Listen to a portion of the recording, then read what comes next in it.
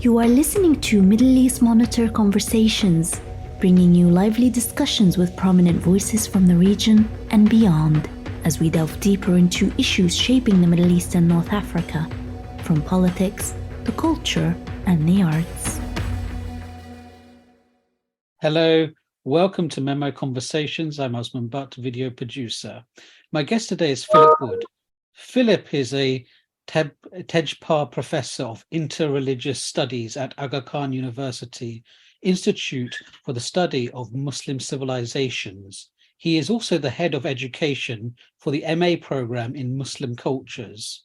He is also a historian. He is a historian of the Middle East and focuses on the experiences of Christians in the early Middle Ages, roughly 500 to 900 Anno Domini. His most recent monograph, The Imam of the Christians, the World of Dionysius of Tel-Mahre, I'm sure he'll correct me on these pronunciations, 750 to 850, Princeton University Press, 2021, considers the experiences of Christians under the Abbasid caliphate. He is also interested in the contemporary discussions of social integration and religious education, and he has recently published in an edited volume on theory and method with Leif Stenberg entitled What is Islamic Studies? European and North American Approaches to a Contested Field, Edinburgh 2022. Philip, welcome to MEMO Conversations. Thank you for having me. Could you perhaps tell us, you do a lot of research on Muslim-Christian relations in the medieval Arab world, medieval Middle East, depending on what terminology you want to use. Could you perhaps tell us what got you interested in this? What drew you to this? Yes, so I did history at university, and while I was there, I went on holiday to Syria, and that was probably what got me going on this. It was a really interesting couple of weeks I spent wandering around Aleppo and Damascus and the Syrian desert, and I had such a fascinating time. I'd been trained not only in modern history, but also to do Roman history. And I found Syria really opened up all of those fields for me. And it felt like, on the one hand, it was a really interesting site to see the effects of Ottoman and French colonization. But also it had been the center of its own empire under the Umayyad caliphs. And then it had also been a very important Roman province. So all of those were periods of history that I was interested in. And so that really sort of started me off on thinking about this area, this region. I did a master's in Byzantine studies in Oxford, and that's where I started Greek and I started Syriac. So Syriac is also something that really was a sort of distinctive feature of my training.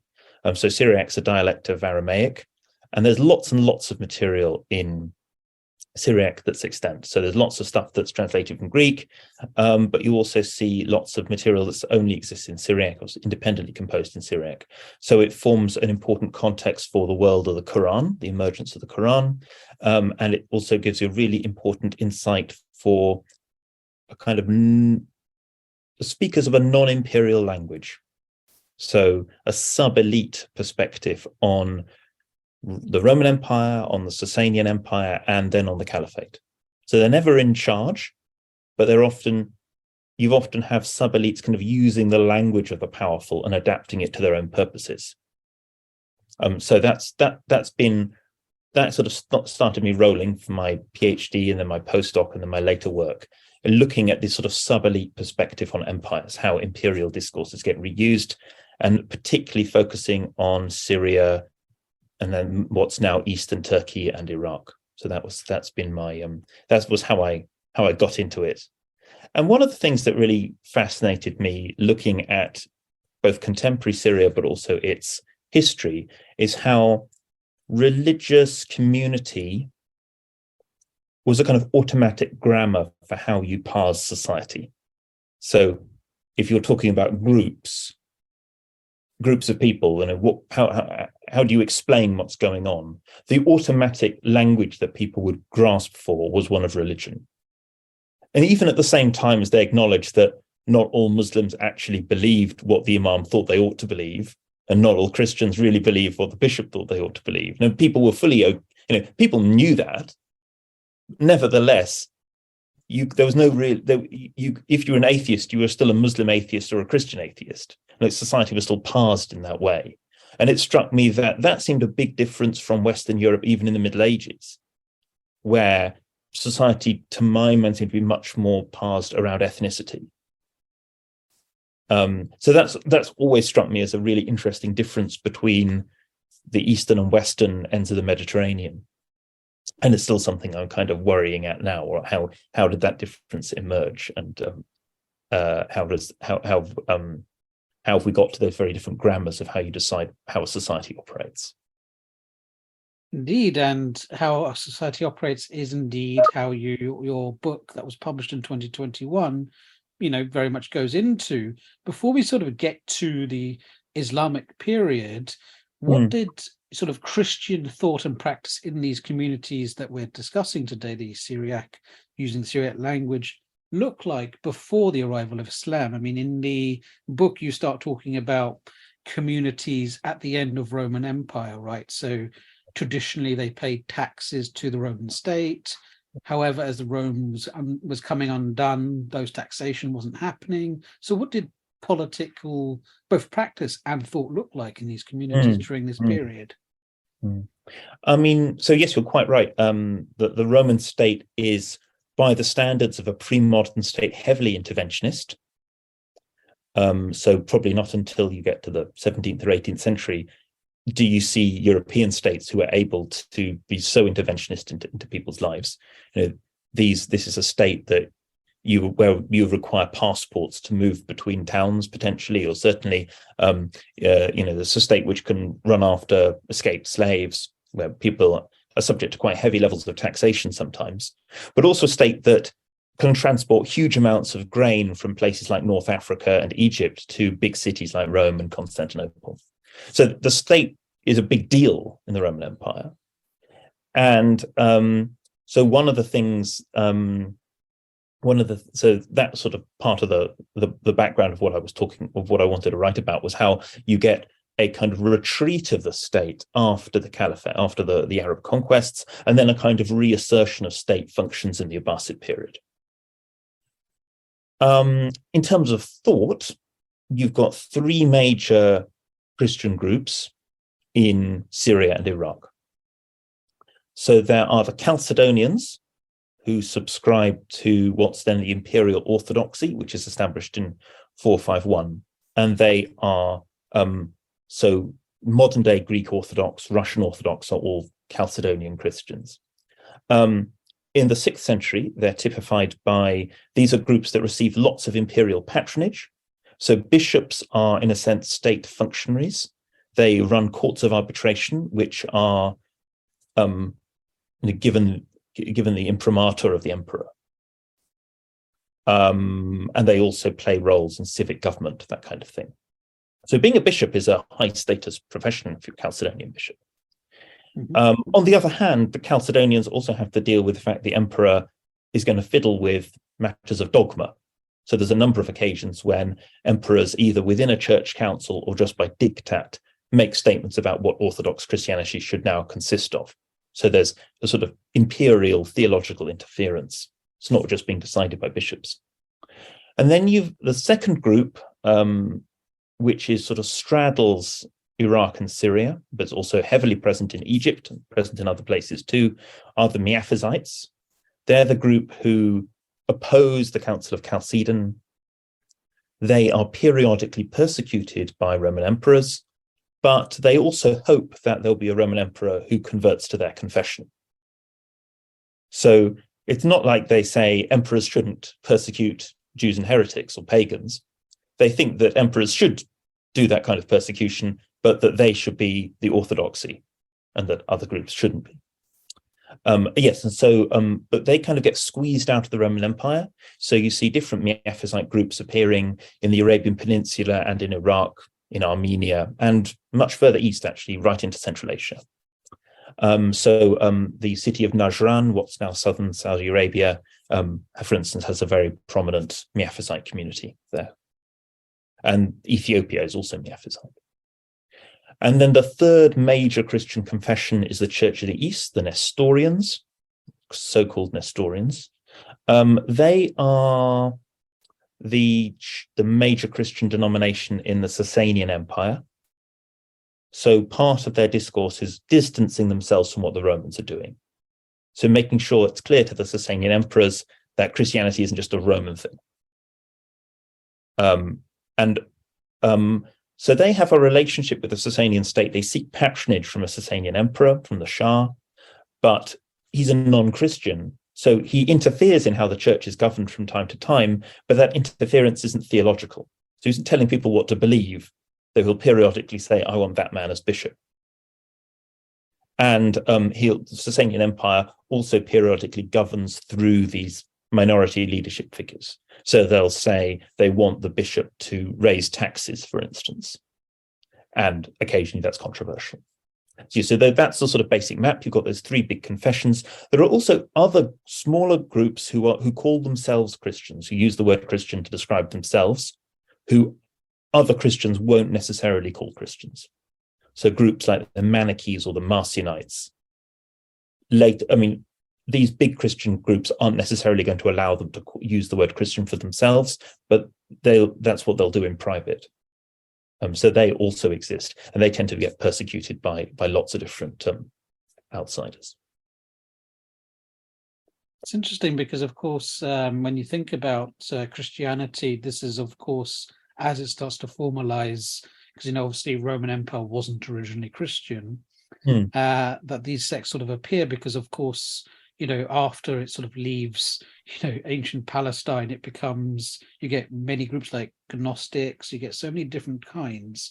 Yeah. But is it by this point, it sort of formulates into more sort of organized sects? I want to say like organized larger groups, because it starts off as disparate groups, right? Mm-hmm. In the beginning. Yeah.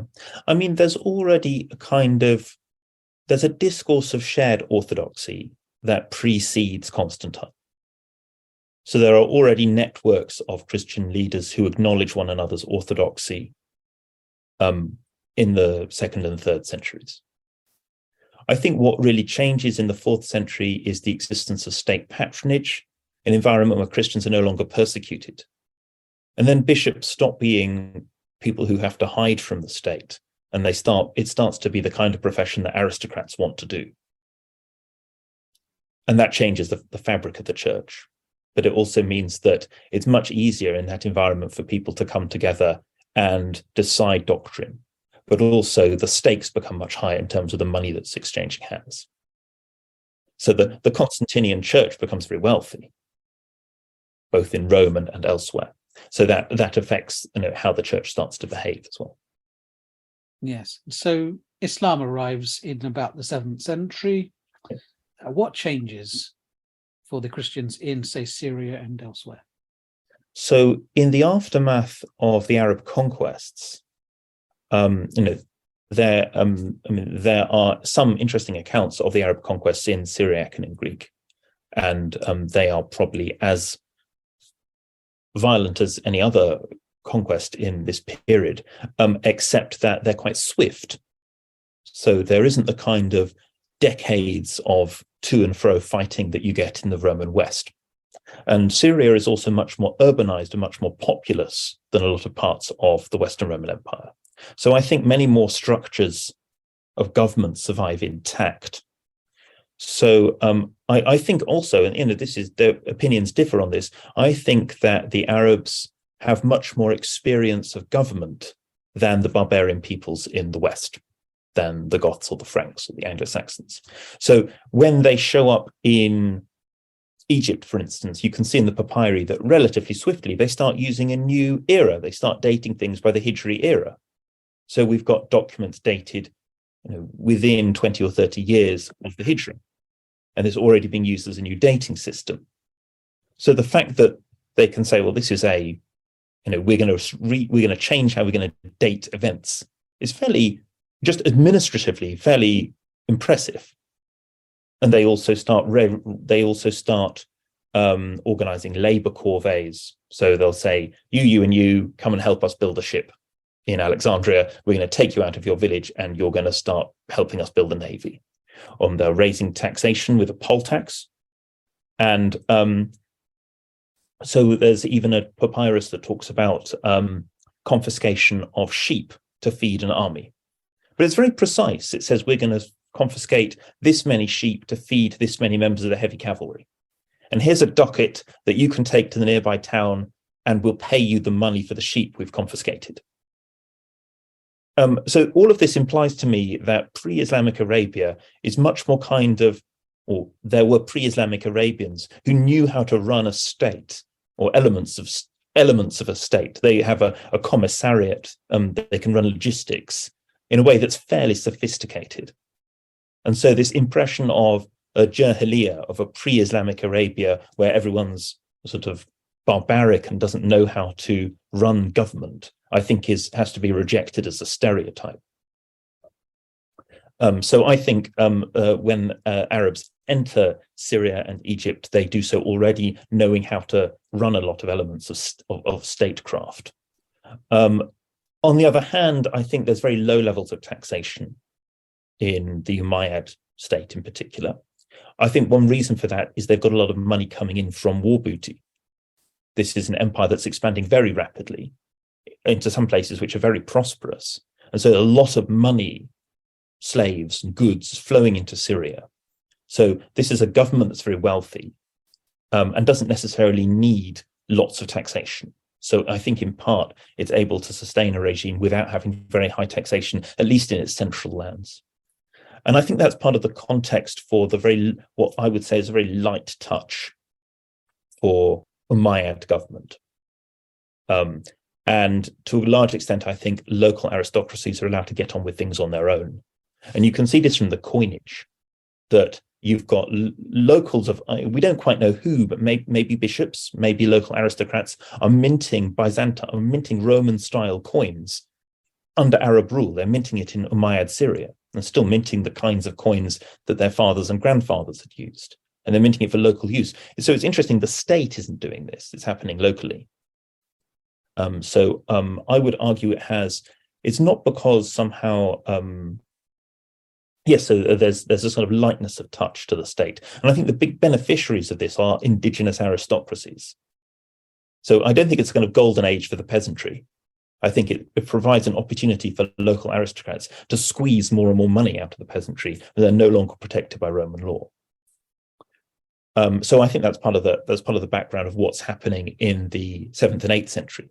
And I think then what changes in the 9th century, after the Abbasid revolution in 750, there's a new change of caliphate moves from Syria and Damascus in particular to Baghdad. After that point, there's a kind of strengthening of the Abbasid state. Abbasid state structures become much stronger. They look, I think, much more like those of the Sasanians or the Romans. And there's a kind of strengthening of court structures as well. And in that environment, they start to really crank up taxation. And then the Christian texts really start complaining. And I think this reflects, I think in part this is a return to the norm. Palatial societies need lots of money from taxes, and they get that from people who live in the hinterland and from local aristocracies. So I think that's a return to the kind of norm that had predominated under the Romans and Sasanians. Yes, it's quite interesting because so we get to sort of the Abbasid period, and in your book, The Imam of the Christians, you write about a figure called Dionysius. I can't pronounce his name, sorry. And he's somebody who sort of emerges, and he has, an idea which is, could be considered as an innovation in Christian political thought at this period, which is to say he sort of sees himself as not quite the caliph, as it were, but the sort of sub-caliph ruler of Christians. Could you talk to us a little bit about him and how he comes about and his significance? Yeah, so Dionysius is he's Dionysius of Tel-Mahre, and he's from near to Urfa in modern day southeastern Turkey. And his real center of operations is Raqqa, which is sadly probably famous to many listeners as the capital of ISIS, an Islamic State in Syria, but in Roman and then Abbasid times was a very major city. And it's one of the places there's really major innovations in the creation of glass, which happen in Raqqa. And it's a major industrial center. So there's really major inventions in glass making happen around this time. So it's a big industrial center, really big expansion of the city of Raqqa. And this is an area that had been a kind of no man's land between the Roman and Sasanian world, suddenly becomes really heavily settled in the Abbasid period when it hadn't before. And one of the big things they're doing is exporting grain to Baghdad. And Raqqa is sometimes called a second Baghdad, or a second Babylon, it's called in some of the sources. And so Dionysius and his predecessor Kyriakos, they are associated, they are often in Raqqa speaking to Muslim elites there. So the creation of these new government centers, these new urban centers in an area that's previously been fairly sparsely populated is really beneficial for members of the Miaphysite churches who have connections in this area and who have been trained in monasteries there. So that's true of Dionysius and Kyriakos. And I think Dionysius in particular is a representative of the kinds of aristocratic families who suddenly found the church in the 9th century to be a really lucrative career path. And by the 9th century, if you're instead of these kinds of young men have then gone into the church as a way of finding power. I don't mean to suggest that people are only interested in becoming clergy or ulama because of the power it brings, but it's, I think, one way of explaining why certain people find these career paths attractive.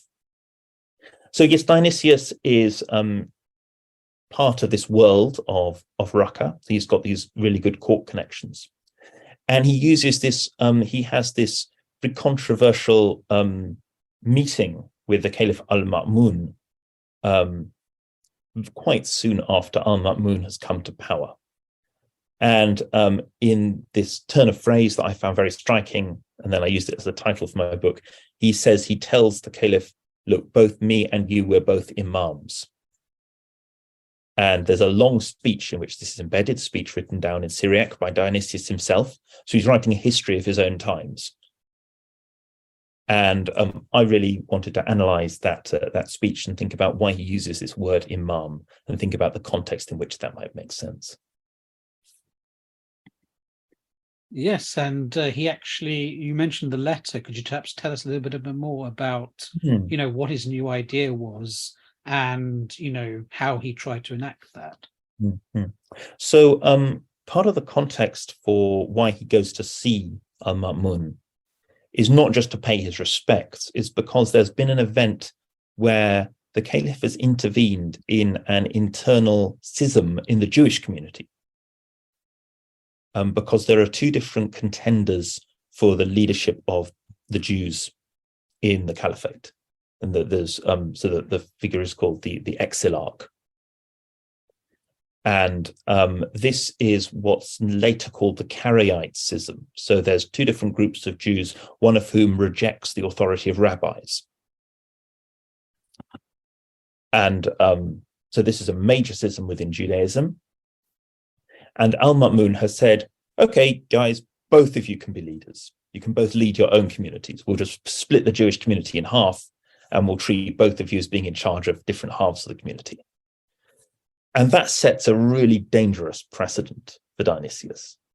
Dionysius doesn't want the Caliph doing that kind of thing.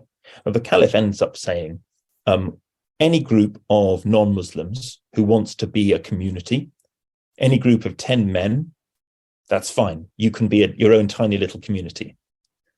And the Caliph offers to say, I'll judge all of you according to your law. You don't need religious leaders to make these judgments. You can all just be subject. I'll be your final judge. And Dionysius doesn't want this to happen. He doesn't want this kind of equality of everyone under the law without any kind of intermediary, because then he's out of a job. He's the community leader. He wants to say how necessary he is to act as an intermediary between his Christian community and government. And I see lots of analogies actually to the way that some minorities present themselves in Europe or North America. I think this sort of, if you're an intermediary, you want to make it sound that you are a necessary interlocutor for your community. So Dionysius says to al-Ma'mun, it's fine for you to do this for the Jews, because all the Jews have is a king. He says the exilarch, the leader of the Jews, is kingly. And he uses this in a pejorative way. So in Arabic at this time, and his Syriac seems to mirror this usage, in Arabic at this time, to be a malik, to be a king, is a bad thing. The Umayyads are called kings by the Abbasids, mere kings.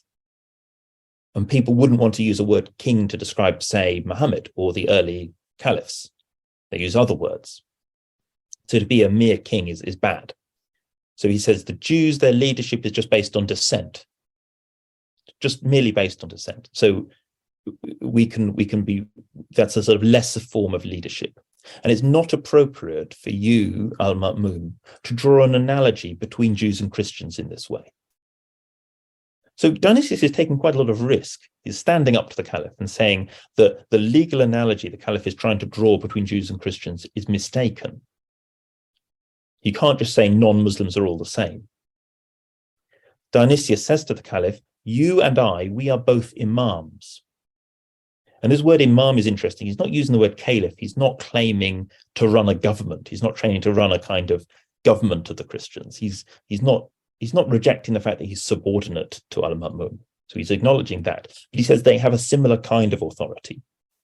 So in using the word imam, he suggests that both Dionysius and al-Ma'mun have a contract with the people, that their imama flows from popular acclamation, that the people have acclaimed them, and that they have therefore a higher form of authority, a more God-given authority, that is because they have this kind of popular contract. So he says to legitimate other rulers or other leaders of a Christian community would be a challenge to the social order. And he says to al-Ma'mun, you wouldn't accept people to shout out during the khutbah when you're delivering your khutbah in the mosque. You wouldn't accept people to shout out criticism or comments while you're talking.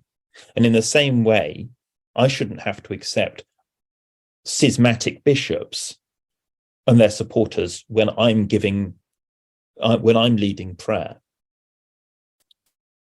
So he's presenting al-Ma'mun's potential solution to these problems of schism in Jewish or Christian communities. He presents this as a threat to social order. So he says, you wouldn't accept other people setting themselves up as challenges, opponents to your rule. So neither should we. And we also need to keep social order working. So he says, he basically presents himself as a really useful tool of government for the caliph, a mirror through which the caliph's power trickles down to Christians and where the social order is maintained. And he says that, and he's crucially, he's drawing this analogy between the kind of authority that he has and the kind of authority that al-Ma'mun has. He's writing in an era when the Abbasid caliphs, the Abbasid leaders, are also calling themselves imams. And imam is a word that's often nowadays has a specifically Shi'i sense when it's used in terms of political authority. But the Abbasids are using it to mean in the late 8th and 9th century, to be an imam is being used in contrast to, it's a sort of declaration that you have legitimate authority. And in the Umayyad period, the word imam had been used by the Abbasid claimants to power as in a sense of saying, I'm the man who ought to be caliph, even though there's a de facto caliph who's in Damascus, I'm the man who ought to be caliph. So the word imam has specific connotations to the Abbasid claims to legitimacy. So Dionysius is taking Abbasid political language and he's reflecting it back. He's acknowledging it, he's endorsing it, but he's also using it for himself. Have I answered your question? Yes, that answers the question of what happened in this meeting and what he's arguing. Yeah. Now I think we should talk a little bit about what did it look like, because obviously I think he does become the effective Imam of the Christians, as it were. So could you talk to us a little bit about what it looked like when he became this? What did life under him look like? Well, a lot of the issue for Dionysius is dealing with internal schism. So he's not actually really interested in interconfessional competition. Most of Dionysius's discourse, he's not really attacking other Christian communities. He's not really attacking Jews or Muslims. His issue is really people who are claiming to be patriarch against him. And what's happened is earlier in his reign, there'd been a major civil war in the caliphate when Al-Ma'mun had fought his brother Al-Amin, and then he'd attempted to rule the whole of the caliphate from the city of Merv in Khorasan, now in modern-day Uzbekistan. And he's attempting to rule the whole caliphate from right over in the east. And there's been this period of intense political disruption where different Muslim warlords have captured different cities and extorted taxation from the populace. It's been an extremely bad time for Christians. And Dionysius witnesses a lot of these events. He's in Raqqa when it's being besieged by one of these warlords. He watches another one of these warlords do a deal with the caliph's general and watches him and his followers leave the city of Edessa and go into exile. So he's eyewitness to a number of these events, and it's a major event of his early patriarchate. So when Al-Ma'mun's general Abdullah ibn Tahir sets up rule in Raqqa, Dionysius really becomes a client of Abdullah. So he could be seen as a kind of Tahirid. He's part of that Tahirid network of these Khurasani generals who are coming from the east, and he makes himself useful to them. And it's in that environment when he gets Abdullah's help in suppressing Christian schismatics. So there's been a group of schismatics based near the city of Cyrrhus in modern-day northern Syria, and they are supported by a monastery called Gubabaraya. And a number of them establish themselves as bishops. So they have their own patriarch, an anti-patriarch, who starts to ordain his own followers as bishops. And Dionysius is he can't really do anything about that until Abdullah starts supporting him. And Abdullah lends him troops, he lends him Persian soldiers, and they go and put these dissident bishops in prison. So he can sort of borrow the authoritarian powers of the state and use them against dissidents. So I think a lot of Dionysius's history is really about legitimating and explaining that connection he has to the state. And so obviously eventually he falls. So could you perhaps tell us, how does his end come about, but also more broadly, what impact does he have on post-Dionysian thought in, what is political thought and practice for Christians like post him as well? Thank you. I mean, he doesn't fall. So he dies in his bed. He's not toppled. What does happen? He has a loss of influence, and I think a lot of that boils down to differences in personality. He really doesn't get on with Al-Ma'mun's brother, who unexpectedly succeeds him. And I imagine that Dionysius, like others, thought that Al-Ma'mun's son would succeed him. But instead, he's succeeded by his brother, Abu Ishaq, who becomes the Caliph al-Mu'tasim. And Dionysius is very critical of al-Mu'tasim. He thinks he's a sort of violent idiot. And he's very critical of his decision to found a new capital in Samarra, north of Baghdad, which actually turns out to be very cogent criticism because it only lasts 30 years and it causes dreadful problems for the caliphate. And he says that al-Mu'tasim only chose this as a capital because it was good for hunting. But that you couldn't get fresh water there, and it was a dreadful place to put a city. What Dionysius doesn't tell us, but what we know from Egyptian sources, is that al-Mu'tasim actually threatens to kill Dionysius when Dionysius visits Egypt, because Dionysius complains about al-Mu'tasim's tax collectors, and Dionysius has to run away and go back to Syria.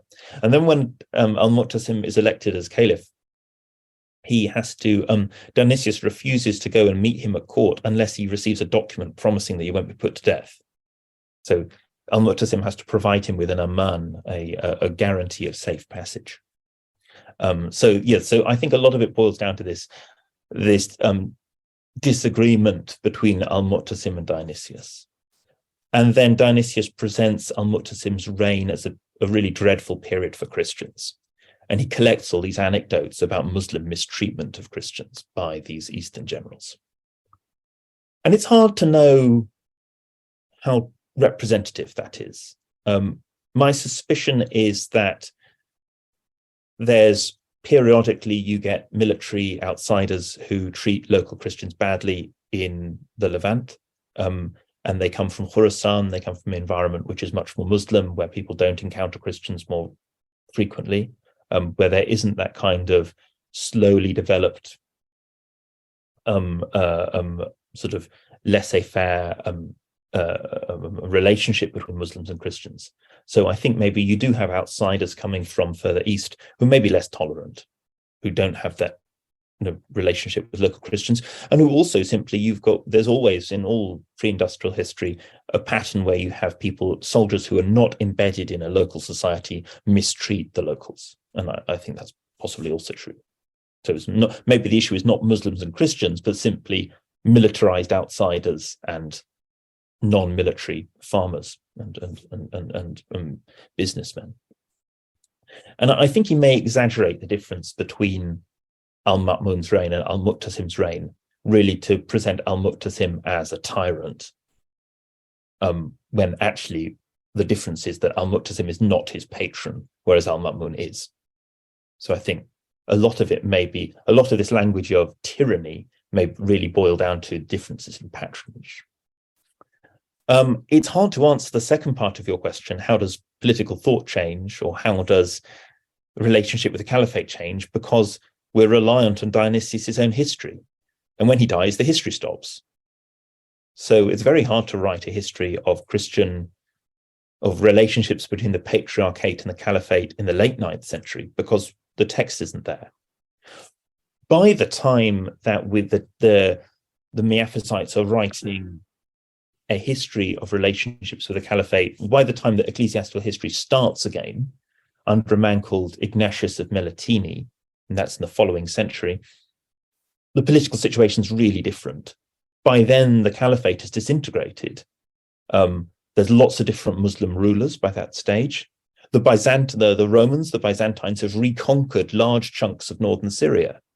They've destroyed the Hamdanid emirate in Aleppo. They've encouraged lots of Miaphysite Christians to come and emigrate into Byzantine Roman territory. So the center of gravity of the Miaphysite Christians has by then moved from Raqqa to Roman Melitene. It's moved into Roman territory, and they've kind of had to make peace with the Roman emperor. So it's not, in a sense, there's not a recalibration of relationships with Muslim rulers so much as a transition from being a minority within a Muslim state to being a minority within a Christian state. So in a sense, that's the next chapter of the story. So Dionysius is terribly embarrassed by Christians who might want to support a Byzantine reconquest, but that's ultimately what happens.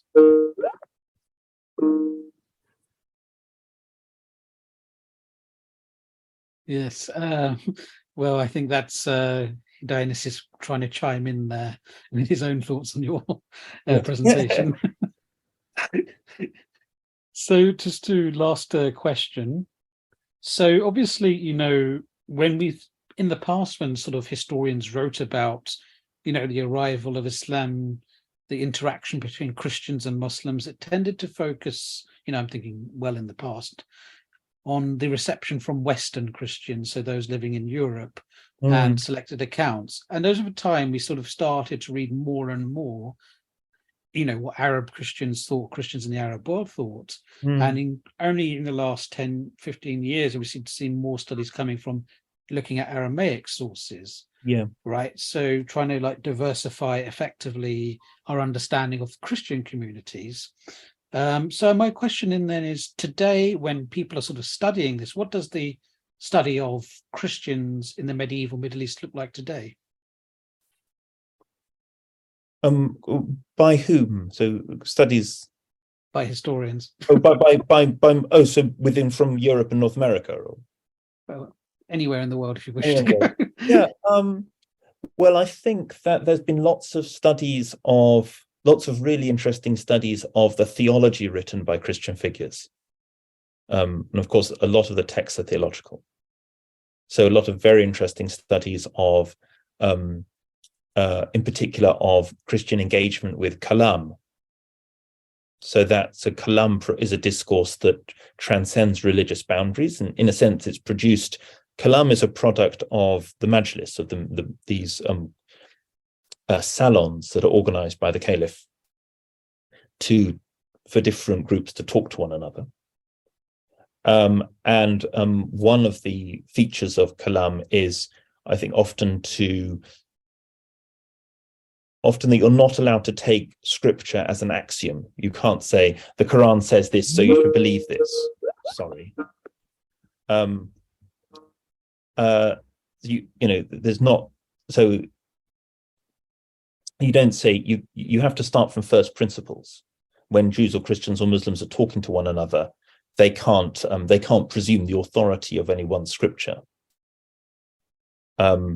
So that forms a kind of way of doing philosophy, a way of conducting logic that's in a sense more neutral. It's not relativistic, but it's more neutral, and it allows logical structures or forms of argumentation to flow between different communities. So that's often a feature of the writings of Christian theologians in places like Tikrit, men like Yahya ibn Adi. So that's the common feature of that era, and that's often been written about by contemporary, modern day commentators. So that there's a big tradition of that. That's very strong. I think what the next stage is, or what I see as sort of the interesting kind of gap in the market, to my mind, is writing about these figures in terms of their political environments. So how do they shape Christian group identity? How do they reify boundaries between Christians and other kinds of groups? And to start to read Christian theology as an intervention in Christian group formation into this political world, to place those ideas into their political context, social political context. Philip Wood, thank you for talking to us at Middle East Monitor Live. Thank you very much indeed for having me. And to our audience, thank you for tuning in. Please do tune in next time for more Memo Conversations. This was Middle East Monitor Conversations, brought to you by the Middle East Monitor in London.